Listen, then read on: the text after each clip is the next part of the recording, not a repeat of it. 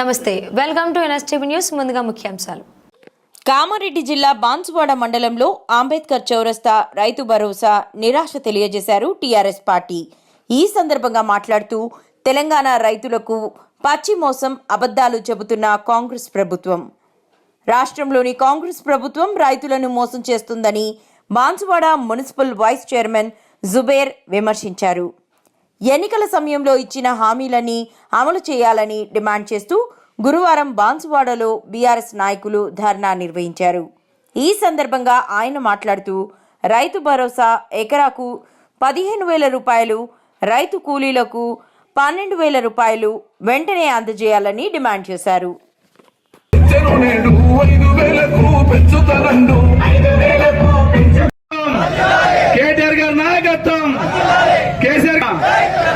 ఈరోజు ఏదైతే కాంగ్రెస్ ప్రభుత్వము 6 గ్యారెంటీలు 420 హామీలు ఇచ్చి ప్రజలను మోసం చేసి అక్కడ గద్దెనెక్కిన రేవంత్ రెడ్డి ముఖ్యమంత్రి అయిన తర్వాత ఏదైతే 6 గ్యారెంటీలు పథకాలు అన్నారో ఒక్కొక్క పథకం అని డిసెంబర్ 9 తారీఖు నాడే అందిస్తాని మోసం చేసిన వ్యక్తి రేవంత్ రెడ్డి గారని చెప్తున్నాం. ఎందుకంటే రైతులకు 2 లక్షల రుణమాఫీ చేస్తాని 50% రుణమాఫీ జరిగింది.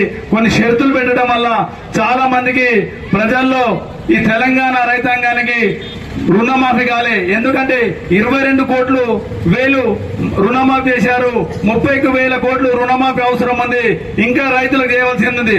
అదే కాకుండా రైతు భరోసా కేసీఆర్ గారు ఉన్నప్పుడు ఏదైతే 5,000 సంవత్సరానికి 10,000 ఇస్తున్నానో అప్పుడు రేవంత్ రెడ్డి గారు ఎలక్షన్ మేనిఫెస్టోలో చెప్పారు, అక్కడక్కడ రైతులు చెప్పారు. కాంగ్రెస్ వస్తే రైతు బంధు మంత్రి దివానా కాలమా, మేము ఫాల్తు కాలమా, మాకు దిమాగ్ లేదా అని అన్నాడు. ఆ వ్యక్తి సంవత్సరం అయింది, ఇప్పటిదాకా ఏదైతే 15,000 ఇస్తాని ఇప్పటిదాకా ఇయ్యలే. 13 నెలలు గడుస్తున్నాయి. మేము ఒకటే డిమాండ్ చేస్తున్నాము, మీరు చెప్పిన మాట ప్రకారమే 15,000 ఇయ్యాలని మేము రైతుల పక్షాన బీఆర్ఎస్ పక్షాన డిమాండ్ చేస్తాము. అదే కాకుండా ఏదైతే మీరు హామీలు ఇచ్చారో కళ్యాణ లక్ష్మి ఏదైతే కేసీఆర్ గారు ఉన్నప్పుడు మీరు ఎలక్షన్లో చెప్పారు పిల్లలు పుట్టిన తర్వాత పైసలు వస్తున్నాయని. ఇప్పుడు మేము చెప్తున్నాము కళ్యాణ లక్ష్మి తులం బంగారం పెళ్లి కాక ముందు ఇస్తున్నారు, ఎక్కడైనా ఇచ్చారని ఇక్కడ డిమాండ్ చేస్తున్నాము. అదే కాకుండా పింఛను 2,000కి 4,000 డిసెంబర్ 9 తారీఖు నాడు తీసుకోమన్నారు.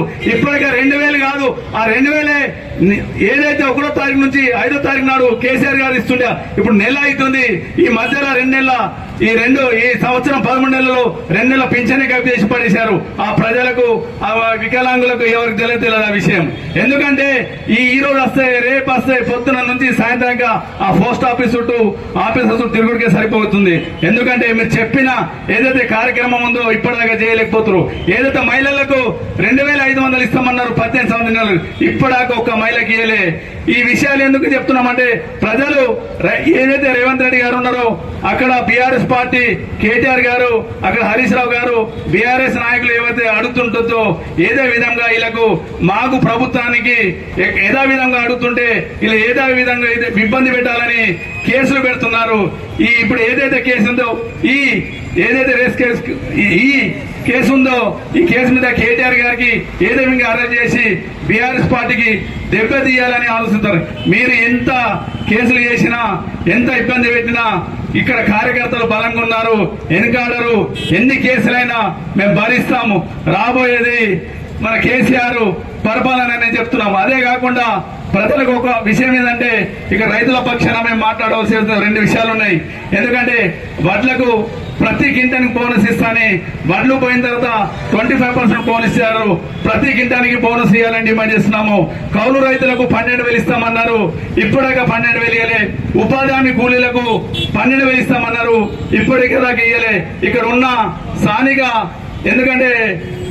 స్థానిక శాసనసభ్యులకు మేము డిమాండ్ చేస్తున్నాం.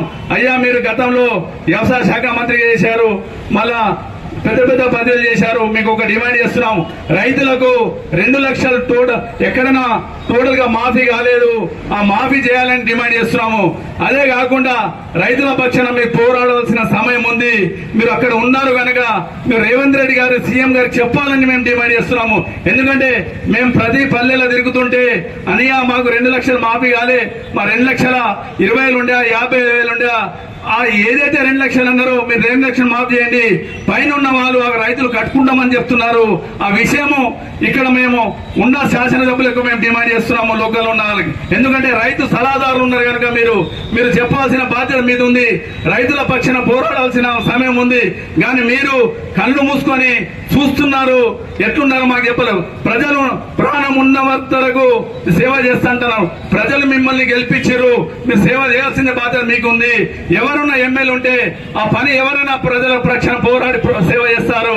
ఎందుకంటే ఈ విషయాలు కొన్ని ఉన్నాయి, ఇక్కడ చెప్పాల్సిన ఇక్కడ నాయకులు ఉన్నారు, ప్రజలు ఉన్నారు. మేము విషయం ఏంటంటే ప్రతి పక్షాన మాట్లాడేటప్పుడు బీఆర్ఎస్ వాళ్ళు జూపల్లి కిషారావు గారు మొన్న వచ్చారు. ఎందుకంటే అతడు ఏదైతే తిరుక్కుంటా పోయిండో చూసిన తర్వాత బాంపడకు ఏం విధంగా ఏం మాట్లాడలే.